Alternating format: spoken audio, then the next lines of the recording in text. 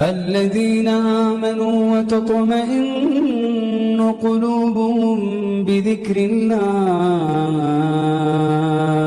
ألا بذكر الله تطمئن القلوب. بسم الله الرحمن الرحيم. إن الحمد لله نحمده ونستعينه ونستغفره ونؤمن به ونتوكل عليه ونعوذ بالله من شرور أنفسنا ومن سيئات أعمالنا. من يهده الله فلا مضل له ومن يضلله فلا هادي له. وأشهد أن لا إله إلا الله وحده لا شريك له وأشهد أن محمدا عبده ورسوله. أما بعد. அன்புக்குரிய இஸ்லாமிய சகோதரர்களே, அல்லாஹு தாலாவினுடைய நல்லடியார்களே, புனித இஸ்லாமிய மார்க்கத்தை பின்பற்றுவதென்பது யாருடைய உள்ளத்தில் அல்லாஹுவை பற்றிய பயமும் நரக நெருப்பை பற்றிய அச்சமும் இருக்கிறதோ அந்த மனிதர்களுக்கு, அந்த முஃமின்களுக்கு, அந்த அடியார்களுக்கு அல்லாஹு தாலா இந்த இஸ்லாத்துடைய கடமைகளை, ஷரியத்துடைய கடமைகளை நிறைவேற்றுவதற்கு இலகுபடுத்தி கொடுக்கின்றான். இதற்கு மாறாக யாரெல்லாம் அல்லாஹுவை மறந்து, அல்லாஹுடைய கட்டளைகளை மறந்து, நரக நெருப்பினுடைய தண்டனையை மறந்து வாழ்ந்து கொண்டிருக்கின்றார்களோ அப்படியானவர்களுக்கு மார்க்க கடமைகளை செய்வதென்பது மிக கடுமையான, கஷ்டமான ஒரு விடயமாக இருக்கும். அன்பார்ந்த சகோதரர்களே, நாம் சில தினங்களுக்கு முன்னால் ரமலான் நம்மை வந்தடைந்து விட்டது, ரமலான் நாம் திருந்துவதற்குரிய, நம்மை நாம் ஒரு அல்லாஹுக்கு பொருத்தமான மனிதனாக மாற்றக்கூடிய ஒரு சந்தர்ப்பமாக இதை பயன்படுத்தி கொள்ள வேண்டும் என்ற நினைவூட்டல்களை நாம் கேட்டுக்கொண்டிருந்தோம். அல்லாஹு தாலாவுடைய ஏற்பாட்டின்படி, அவனுடைய கலாக்கதிரின்படி இன்று நாம் ரமலானுடைய 2 பகுதிகளை இன்னும் ஓரிரு தினங்களில் கடக்க இருக்கின்றோம். இன்னும் எஞ்சியிருக்கக்கூடிய அந்த பகுதிகளை 10 நாட்களோ அல்லது 12 நாட்களையோ நாம் கடக்க இருக்கின்றோம். அந்த இருக்கக்கூடிய நாட்களை நாம், அந்த 12 நாட்களையும் அல்லாஹ் எங்களுக்கு எதற்காகவே இந்த ரமலானை தந்திருக்கின்றானோ அந்த நோக்கத்தை அடையக்கூடிய அடியார்களாக நாம் மாறுவோமா இல்லையா என்பது நம்மில் யாருக்குமே தெரியாது. அதுபோல நான் உயிரோடு இருப்பேனா இல்லையா என்ற விடயம் கூட நம்மில் எத்தனை பேருக்கு தெரியும்? இந்த விடயம் அல்லாஹு அஹத், ஒருவனாக இருக்கக்கூடிய அந்த ரப்புக்கு மாத்திரமே, அந்த அல்லாஹுக்கு மாத்திரமே நம்மில் யார் யார் இந்த ரமலானை பூர்த்தியாக, முழுமையாக அடைய இருக்கின்றோம் என்ற விடயமெல்லாம் அல்லாஹுடைய அறிவில் வைத்திருக்கின்றான். அன்பார்ந்த சகோதரர்களே, இருக்கக்கூடிய எஞ்சிய காலத்தை நாம் எவ்வாறு பயன்படுத்துவது என்ற ஒரு தயாரிப்புக்கு, ஒரு முயற்சிக்கு நாம் ஒவ்வொருத்தரும் சிந்திப்பதற்கும், நாம் கழித்த இரவுகளை, கழித்த நாட்களை, கழித்த காலங்களை ரமலான் எங்களிடம் எதிர்பார்க்கின்ற அந்த முறைப்படி நாம் கழித்தோமா இல்லையா என்பதை நாம் ஒவ்வொருத்தரும் சிந்தனை செய்து பார்க்க கடமைப்பட்டிருக்கின்றோம். அன்புக்குரிய சகோதரர்களே, ரமலானுடைய இறுதி 10 நாம் நெருங்கிக் கொண்டிருக்கின்ற இந்த வேளையில் ரமலானுடைய இறுதி 10 என்பது அல்லாஹு தாலாவால் சிறப்பித்து சொல்லப்பட்ட, மிகவும் கண்ணியப்படுத்தப்பட்ட ஒரு காலப்பகுதியாக இருந்து கொண்டிருக்கின்றது. ஏனெனில் அந்த காலத்தில் தான், அந்த 10 இரவுகளில் தான் அல்லாஹு தாலா ஒரு இரவை வைத்திருக்கின்றான், லைலத்துல் கதிர். லைலத்துல் கதிர் என்று சொல்லக்கூடிய அல்லாஹு தாலா இந்த உலகத்தினுடைய நியதிகளை, அவனுடைய முடிவுகளை நிர்ணயிக்கக்கூடிய அந்த இரவை அல்லாஹு தாலா வைத்திருக்கின்றான்.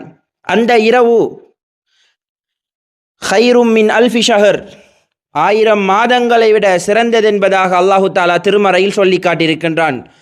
அன்பார்ந்தவர்களே, இந்த லைலத்துல் கதிரை நாம் அடைய வேண்டுமாக இருந்தால் நாம் அல்லாஹ் சொல்லியிருக்கக்கூடிய அந்த ஃபதீலத்துகளை, சிறப்புகளை உயர்வுகளை நாம் அடைய வேண்டுமாக இருந்தால் நம்மினுடைய வழிகாட்டியாக இருக்கக்கூடிய நம்முடைய தூதர் ஸல்லல்லாஹு அலைஹி வஸல்லம் அவர்களை நாம் பின்பற்றித்தான், அந்த நடைமுறைகளை வைத்துத்தான் நாம் ஒவ்வொருத்தரும் எஞ்சியிருக்கக்கூடிய ரமலானுடைய காலப்பகுதியை கழிக்க கடமைப்பட்டிருக்கின்றோம். நபி ஸல்லல்லாஹு அலைஹி வஸல்லம் அவர்கள் எஞ்சியிருக்கக்கூடிய 10 நாட்களை எவ்வாறு கழித்தார்கள் என்று நாம் ஹதீஸ்களினூடாக பார்க்கின்ற பொழுது, ஏனைய 20 நாட்களை விட 20 நாட்களில் அவர்கள் செய்த அமல்கள் இபாதத்துகளை விட மிக கூடுதலான கவனம் செலுத்தி ரசூலுல்லாஹி ஸல்லல்லாஹு அலைஹி வஸல்லம் அவர்கள் அமல்கள் இபாதத்துகளில் ஈடுபடுவார்கள் என்பதை நாம் ஹதீஸ்களினூடாக அறிந்திருக்கின்றோம். அன்பார்ந்த இஸ்லாமிய சகோதரர்களே, பெரியார்களே, நாம் இன்று பார்க்க போகின்ற ஒரு விடயம்தான் லைலத்துல் கத்ரை தேடுவதற்குரிய ஒரு நோக்கமாக, ஒரு வசீலாவாக, ஒரு ஏணிப்படியாக, ஒரு வழியாக இருக்கக்கூடிய ஒரு இபாதத்தை ரசூலுல்லாஹி ஸல்லல்லாஹு அலைஹி வஸல்லம் அவர்கள் எங்களுக்கு காட்டித்தந்த ஒரு இபாதத்தை பற்றித்தான் பார்க்க போகின்றோம். அதுதான் இஅ்திகாஃப் என்று சொல்லக்கூடிய அந்த இபாதத்தை நாம் பார்க்க இருக்கின்றோம். அன்பார்ந்தவர்களே, இஅ்திகாஃப் என்பது இமாம் இப்னு ரஜப் அல் ஹம்பலி ரஹிமஹுல்லா அவர்கள் லதாயிஃப் என்ற அவருடைய தன்னுடைய நூலில் சொல்லியிருக்கின்றார்கள். அதாவது, ஒரு மனிதன் தன்னை சூழ உள்ளவர்களின் இருக்கின்ற தொடர்புகளை துண்டித்து தன்னை படைத்த ரப்போடு தொடர்புக்கு அவனுக்காக வேண்டி இபாதத் செய்வதற்கு அவன் தனியாக அமர்ந்திருப்பது, தரித்திருப்பது என்ற விளக்கத்தை இமாம் இப்னு ரஜப் அல் ஹம்பலி ரஹிமஹுல்லா அவர்கள் தனது லதாயிஃப் என்ற நூலிலே சொல்லியிருக்கின்றார்கள். அன்பார்ந்தவர்களே, இந்த இஅ்திகாஃப் என்ற வணக்கம், இந்த இபாதத் என்பது ரசூலுல்லாஹி ஸல்லல்லாஹு அலைஹி வஸல்லம் அவர்கள் அவர்களுடைய வாழ்க்கையில் கடைபிடித்த ஒரு அமலாக இருந்து கொண்டிருக்கின்றது. அதாவது ஒரு சுன்னத்தான ஒரு இபாதத்தாக, உயர்ந்த இபாதத்தாக இருந்து கொண்டிருக்கின்றது. ஏனென்றால் ஆயிஷா ரலியல்லாஹு அன்ஹா அவர்கள் அறிவிக்கக்கூடிய ஒரு ஹதீஸை புகாரி முஸ்லிமிலே பதிவு செய்யப்பட்டிருக்கின்றது. அன் நபி ஸல்லல்லாஹு அலைஹி வஸல்லம் கான யஅ்தகிஃபுல் அஷ்ரல் அவாஹிர். ஆயிஷா ரலியல்லாஹு அன்ஹா அவர்கள் அறிவிக்கிறார்கள், ரசூலுல்லாஹி ஸல்லல்லாஹு அலைஹி வஸல்லம் அவர்கள் ரமலானுடைய இறுதி 10 நாட்களில் இஅ்திகாஃப் இருப்பார்கள். எதுவரைக்கும் என்றால், ரசூலுல்லாஹி ஸல்லல்லாஹு அலைஹி வஸல்லம் அவர்களை அல்லாஹு தஆலா மரணிக்க செய்கின்ற வரைக்கும் அவர்கள் இறுதி 10 நாட்களில் இஅ்திகாஃப் இருந்தார்கள். அதன் பின்னால் நபி அவர்கள் மரணித்ததன் பின்னால் நபிமார்களுடைய நபி ஸல்லல்லாஹு அலைஹி வஸல்லம் அவர்களுடைய மனைவிமார்கள் இஅ்திகாஃப் இருந்தார்கள் என்பதாக ஆயிஷா ரலியல்லாஹு அன்ஹா அவர்கள் அறிவித்திருக்கின்றார்கள். ஆக அன்பார்ந்த சகோதரர்களே, இது ஒரு உயரிய நபி ஸல்லல்லாஹு அலைஹி வஸல்லம் அவர்கள் காட்டி தந்த ஒரு சுன்னாவாக, மிக முக்கியமான பிரதானமான ஒரு சுன்னாவாக இருந்து கொண்டிருக்கின்றது. நாம் இன்று பார்க்கின்றோம், இஅ்திகாஃப் என்று சொல்கின்ற பேசப்படுகின்ற நேரத்தில் இன்றைய சமுதாயத்தினர் அது இந்த இபாதத் என்பது வயோதிபர்களுக்கு மாத்திரம்தான், வயோதிபர்கள் மாத்திரம் செய்யக்கூடிய ஒரு அமலாக அது இன்று சித்தரிக்கப்பட்டிருக்கின்றது. அவ்வாறு அல்ல. இது வயோதிபர்களிலிருந்து இளைஞர்கள், சிறுவர்கள், பெண்கள், ஆண்கள் அனைவருக்குமே உரித்தான ஓர் செய்ய முடியுமான ஒரு இபாதத்தாக இருந்து கொண்டிருக்கின்றது. அன்பார்ந்த சகோதரர்களே, இப்னு முந்திர் ரஹிமஹுல்லா அவர்கள், இப்னு ஷிஹாப் அஸ்-ஸுஹ்ரி ரஹிமஹுல்லா அவர்கள் சொன்னதாக ஒரு விஷயத்தை, அதாவது இந்த இஅ்திகாஃபுடைய விடயத்தை முஸ்லிம்கள் எவ்வளவு பராமுகமாக கவனஈனமாக இருக்கின்றார்கள் என்ற விடயத்தை அவர்கள் சொல்லி காட்டுகின்றார்கள். அஜபன் லில் முஸ்லிமீன லில் இஅ்திகாஃப். முஸ்லிம்களுடைய விடயங்கள் எனக்கு ஆச்சரியமாக இருக்கின்றது. நபி ஸல்லல்லாஹு அலைஹி அவர்கள் இஅ்திகாஃபை விடுகின்றார்கள். ஆனால் நபி ஸல்லல்லாஹு அலைஹி வஸல்லம் அவர்கள் மதீனாவுக்கு வந்ததிலிருந்து அவர்கள் மரணிக்கின்ற வரைக்கும் இஅ்திகாஃபை விடவில்லை என்ற ஒரு செய்தியை இப்னு ஷிஹாப் அஸ்-ஸுஹ்ரி ரஹிமஹுல்லா அவர்கள் சொன்னதாக இப்னுல் முன்சிர் ரஹிமஹுல்லா அவர்கள் பதிவு செய்திருக்கின்றார்கள். அன்பார்ந்த சகோதரர்களே, நாம் இந்த ஒரு எங்களால் முடியுமான இந்த ஒரு சிறிய ஒரு அமலை நாங்கள் ஹயாத்தாக்குவது நபி ஸல்லல்லாஹு அலைஹி வஸல்லம் அவர்களுடைய சுன்னாவை ஹயாத்தாக்கிய உயிர்ப்பித்த கூட்டத்தில் நாமும் சென்றடைவோம். அல்லாஹு தாலா நம் அனைவரையும் அப்படியான கூட்டத்தில் ஆக்கி அருள்வானாக. அன்பார்ந்த சகோதரர்களே, நாம் இப்பொழுது இஅ்திகாஃபோடு சம்பந்தப்பட்டிருக்கக்கூடிய இந்த அமலோடு சம்பந்தமான சில சுருக்கமான சட்டங்களை நாம் பார்ப்போம். முதலாவதாக, இஅ்திகாஃப் என்பது எந்த இடத்தில் இருக்க வேண்டும் என்ற ஒரு விடயத்தை நாம் புரிந்து வைத்திருக்க வேண்டும். அதாவது, ஒரு மனிதன் ஆணாக இருந்தாலும் சரி, பெண்ணாக இருந்தாலும் சரி, அவர் மஸ்ஜிதிலே இஅ்திகாஃப் இருப்பதா அல்லது தன்னுடைய வீட்டிலே அல்லது பொதுவான இடங்கள் எங்கேயாவது இஅ்திகாஃப் இருப்பதா என்ற கேள்வி எங்களுக்கு இருக்கின்றது. பதில் என்னவென்றால், அன்பார்ந்த சகோதரர்களே, அல்லாஹு தாலா திருமறையில் அதற்குரிய பதிலை வைத்திருக்கின்றான். வலா துபாஷிருஹுன்ன வ அன்தும் ஆகிஃபூன ஃபில் மசாஜித். நீங்கள் உங்களுடைய மனைவிமார்களோட நீங்கள் ஒன்று சேர வேண்டாம். வ அன்தும் ஆகிஃபூன ஃபில் மசாஜித். நீங்கள் பள்ளிகளிலே, மஸ்ஜிதுகளிலே இஅ்திகாஃப் என்ற நியத்தோடு அமர்ந்து இருக்கின்ற வேளையில் அவர்களோடு நீங்கள் சேர வேண்டாம் என்ற விடயத்தை அல்லாஹு தாலா தெளிவுபடுத்தியிருக்கின்றான்.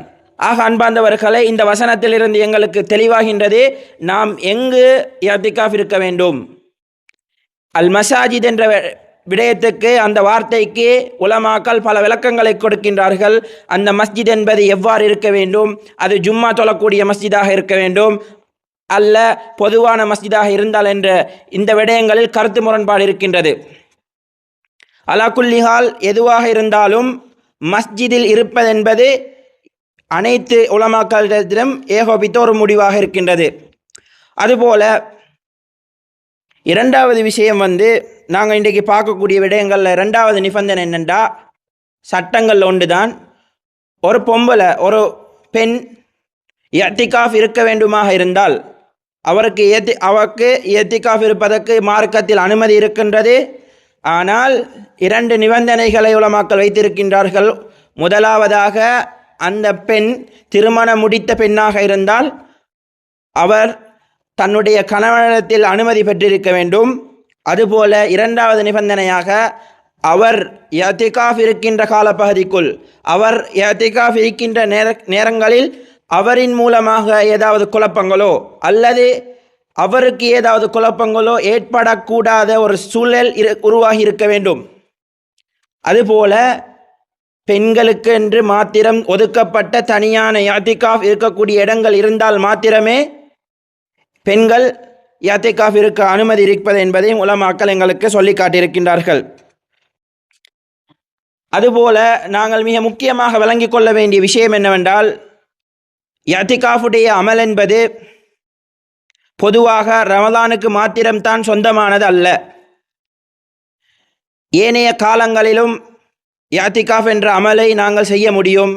ரசூலுல்லாஹி ஸல்லல்லாஹு அலைஹி வஸல்லம் அவர்கள் ஷவ்வால் மாதத்திலும் இஅ்திகாஃப் இருந்திருக்கின்றார்கள் என்ற விடயங்கள் ஹதீஸ்கள் மூலமாக எங்களுக்கு அறிய முடியுமாக இருக்கின்றது. அன்பார்ந்தவர்களே, இஅ்திகாஃப் நாங்கள் இப்பொழுது இருக்கக்கூடிய இந்த சூழ்நிலையில், இந்த சந்தர்ப்பத்தில் ரமலானுடைய இறுதி பத்தில் நாங்கள் எவ்வாறு இஅ்திகாஃப் இருக்க முடியும், எந்த நேரத்தில் அந்த இஅ்திகாஃபை ஆரம்பிக்க வேண்டும் என்ற ஒரு விடயத்தை நாம் அறிந்து வைத்திருப்பது ஒவ்வொருவர் மீதும் கடமையாக இருக்கின்றது. அந்த அடிப்படையில் ஒரு முஅ்தகிஃப் இஅ்திகாஃப் இருக்க வேண்டும் என்று நியத்து வைத்திருக்கக்கூடிய ஒருத்தர் எப்பொழுது அவருடைய இஅ்திகாஃபுடைய இபாதத்தை ஆரம்பிப்பார் என்றால், உலமாக்கள் இரண்டு விதமான கருத்துக்களை சொல்கின்றார்கள். ஒன்று, ஒருத்தர் அதாவது 20வது நோன்பு துறந்தத்தோடு, இஃப்தார் செய்தத்தோடு அவருடைய இபாதத்துக்குள், அவர் இஅ்திகாஃப் என்ற இபாதத்துக்குள் அவர் நுழைந்து விட வேண்டும். அதாவது அடுத்த அன்றைய ஃபஜ்ரோடு அவருடைய இபாதத்துக்குள், இஅ்திகாஃப் என்ற இபாதத்துக்குள் நுழைந்து விட வேண்டும் என்பதாக சொல்லியிருக்கின்றார்கள். ஏனென்றால் இஸ்லாமிய மார்க்கப்படி ஒரு நாளுடைய ஆரம்பம் என்பது அந்த முதலாவது அன்றையுடைய மக்ரிபிலே இருந்து ஆரம்பமாகின்ற என்பதை அந்த இமாம்கள் சொல்லி காட்டியிருக்கின்றார்கள். இன்னும் ஒரு கருத்து இருக்கின்றது. 21வது நோன்பு திறப்பதற்கு முன்னால், அன்றைய தினம் சூரியன் மறைவதற்கு முன்னால் அவர் அந்த இஅ்திகாஃபுடைய இபாதத்தை செய்வதற்கு நியத்து வைத்து அவர் அந்த இடத்துக்கு சென்றிருக்க வேண்டும் என்ற அந்த நிபந்தனைகளையும் சில இமாம்கள் சொல்லியிருக்கின்றார்கள். அதுபோல அன்பார்ந்தவர்களே, ஒருத்தருடைய இஅ்திகாஃப், அதாவது ரமலானுடைய இறுதி பத்தில் செய்கின்ற இந்த இபாதத்துடைய முடிவு நேரத்தை குறிப்பிடும் பொழுது ஏகோபித்த முடிவாக மதுஹபுல் ஜும்ஹூர்கள் சொல்கின்றார்கள். அதாவது பிறநாளுடைய பிறை கண்டத்தோடு அவருடைய இஅ்திகாஃப் அந்த அமல் முடிவடைகின்றது என்பதாக இமாம்கள் சொல்லி காட்டியிருக்கின்றார்கள். அன்பார்ந்தவர்களே, இவை அனைத்தும் நாங்கள் இஅ்திகாஃப் செய்கின்ற நேரத்தில், இஅ்திகாஃப் என்ற இபாதத்தை செய்கின்ற பொழுது தெரிந்து வைத்திருக்க வேண்டிய சுருக்கமான சில சட்டங்கள். அதுபோல எவ்வாறு நாம் நோன்பு நோற்றால் சில விடயங்களை செய்தால் நோன்பு முறிந்து விடுமோ, தொழுகையில் சில விஷயங்களை நாங்கள் செய்தால் எப்படி தொழுகை முறிந்து விடுமோ, அது பாத்திலாகி விடுமோ, அதுபோல இஅ்திகாஃப் என்ற அமலும் பாத்திலாகக்கூடிய சில காரணங்கள் இருக்கின்றன. அந்த அடிப்படையில் முதலாவது காரணமாக நாம் பார்க்கின்றோம், இஅ்திகாஃப் இருக்கக்கூடிய ஒருத்தர் பள்ளியிலிருந்து வெளியேறி தன்னுடைய மனைவியோடு அவர் வீட்டுக்கு சென்று அவர் உடலுறவில் ஈடுபட்டால் அவருடைய இஅ்திகாஃப் முறிந்து விடுகிறது. இங்கே நாம் ஒரு விடயத்தை விளங்கி வைத்துக் கொள்ள வேண்டும். இந்த இஅ்திகாஃப் என்பது சுன்னத்தான ஒரு அமல். இது முறிந்துவிட்டால் நாம் நோன்புக்கு கலா செய்வதை போன்று கலா செய்ய வேண்டுமா இல்லையா என்பதிலும் என்ற விடயத்தை நாம் ஒவ்வொருவரும் புரிந்து வைத்திருக்க வேண்டும். ஏனென்றால் சுன்னத்தான அமல் என்பதால் இதை நாம் உதாசீனம் செய்யக்கூடாது. ஆனால் இதற்கு கலா செய்ய வேண்டிய அவசியம் கிடையாது. ஆனால் மினல் முஸ்தஹப், அதாவது உலமாக்கள் சொல்கின்றார்கள், ஒருவருடைய அவருடைய அஹ்வத்தான நிலைப்பாட்டை உறுதி செய்வதற்கு அவர் அந்த இஅ்திகாஃபை கலா செய்வது கட்டாயம், விரும்பத்தக்க விடயம் என்பதாக உலமாக்கள் சொல்லியிருக்கின்றார்கள். அதுபோல இரண்டாவது விடயமாக தேவையற்ற விதமாக அவர் எந்த ஒரு தேவையும் இல்லாமல் மஸ்ஜிதை விட்டு வெளியேறுவது, தக்க காரணம் இல்லாமல் மஸ்ஜிதை விட்டு வெளியேறுவாராக இருந்தால் அவருடைய இஅ்திகாஃபுடைய அந்த அமலும் அந்த இபாதத்தும் அங்கு பாலடைகிறது என்பதாக இமாம்கள் சொல்லியிருக்கின்றார்கள். அதாவது தேவையான விடயங்களுக்கு வளமையாக ஒரு மனிதனுக்கு என்னவெல்லாம் கட்டாயமான தேவையாக இருக்கின்றதோ அந்த தேவைகளுக்கு மாத்திரம் அவர் பள்ளியிலிருந்து வெளியேறி அவருடைய கடமைகளை நிறைவேற்றிவிட்டு உடனடியாக அந்த இடத்துக்கு திரும்புவாராக இருந்தால் அவருடைய இஅ்திகாஃப் முறியாது. மாறாக தேவையில்லாத விடயங்களுக்காக வேண்டி அவர் வெளியாகுவாராக இருந்தால் அவருடைய இஅ்திகாஃப் முறியும் என்பதாக இமாம்கள் சொல்லியிருக்கின்றார்கள். அதே இந்த இடத்தில் நாங்கள் இன்னுமொரு விடயத்தை அறிந்து வைத்திருக்க வேண்டும். ஒருத்தர் இஅ்திகாஃபுடைய நேரத்தில் இஅ்திகாஃபுடைய அமலை செய்வதற்கு நியத்து வைக்கின்றதோடு இவருடைய குடும்பத்தில் இவருக்கு நெருங்கிய சொந்தக்காரர் ஒருத்தர் வயோதிபமாக நோயாளியாக இருக்கின்றார், அவரை நான் இயாதத் செய்ய வேண்டும், அவரை நான் நலம் விசாரிக்க செல்ல வேண்டும், அப்படியான ஷரத்துகளை, அல்லது நான் இஅ்திகாஃபுடைய சந்தர்ப்பத்தில் நான் ஜனாசா ஏதாவது இருந்தால் அந்த ஜனாசாவில் நான் கலந்து கொள்ள வேண்டும், அப்படியான நிபந்தனைகளை அவர் வைத்தால் தவிர, அந்த நிபந்தனைகளை வைத்தார் என்றால் அவர் அந்த விடயத்துக்காக வேண்டி மாத்திரம் அவர் பள்ளியிலிருந்து இஅ்திகாஃபுடைய இபாதத்திலிருந்து வெளியாகி அந்த அமலை முடித்து கொண்டு உடனடியாக அவருடைய இஅ்திகாஃபுடைய இபாதத்துக்கு மீள வேண்டும் என்பதையும் அறிஞர்கள் சொல்லி காட்டியிருக்கின்றார்கள். ஆக அன்பார்ந்த சகோதரர்களே, இஅ்திகாஃபுடைய அமல் என்பது ரசூலுல்லாஹி ஸல்லல்லாஹு அலைஹி வஸல்லம் அவர்கள் லைலத்துல் கத்ருடைய இரவை அடைந்து கொள்வதற்காக வேண்டி, லைலத்துல் கத்ரை அடைந்து கொள்ள வேண்டும் என்ற அந்த நோக்கத்துக்காக வேண்டி ரமலானுடைய இறுதி பத்தில் ரசூலுல்லாஹி ஸல்லல்லாஹு அலைஹி வஸல்லம் அவர்கள் இஅ்திகாஃப் இருந்து எங்களுக்கு அந்த இபாதத்தை செய்ய வழிகாட்டியிருக்கின்றார்கள். அதுபோல இஅ்திகாஃப் என்பது அதனுடைய நோக்கங்களில் ஒன்றாக சொல்லப்படுகின்றது. இன்று நாம் இந்த சூழலில், இந்த உலக வாழ்க்கையில் நாம் வாழ்ந்து கொண்டிருக்கின்ற வாழ்க்கை என்பது குடும்ப உறவுகளோடு, நண்பர்களோடு, உற்றார் உறவினர்களோடு பின்னி பிணைந்து கொண்டிருக்கின்றோம். இந்த காலப்பகுதிகளில் நாம் அல்லாஹ்வுடைய தொடர்பு என்பது மிகவும் சுருக்கமானதாக, குறுகியதாக இருக்கின்றது. ஆனால் ஒரு மனிதன் அல்லாஹ்வை மாத்திரம் வணங்க வேண்டும், அவனோடு மாத்திரம் தொடர்பை வைத்து கொள்ள வேண்டும் என்ற அந்த சிந்தனையோடு இருப்பதற்காக வேண்டித்தான் இந்த இபாதத்தை ரசூலுல்லாஹி ஸல்லல்லாஹு அலைஹி வஸல்லம் அவர்கள் சொல்லி தந்திருக்கின்றார்கள்.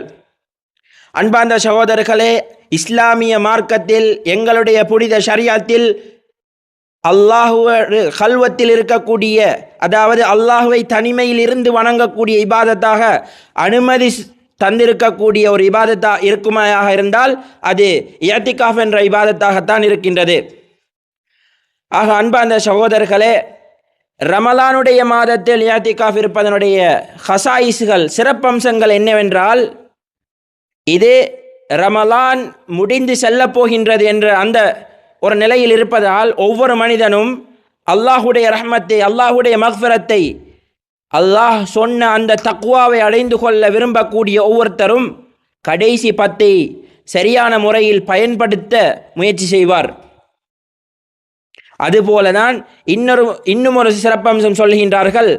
ரமலானுடைய கடைசி 10 இருப்பதனுடைய காரணம் என்னவென்றால், லைலத்துல் கத்ருடைய அந்த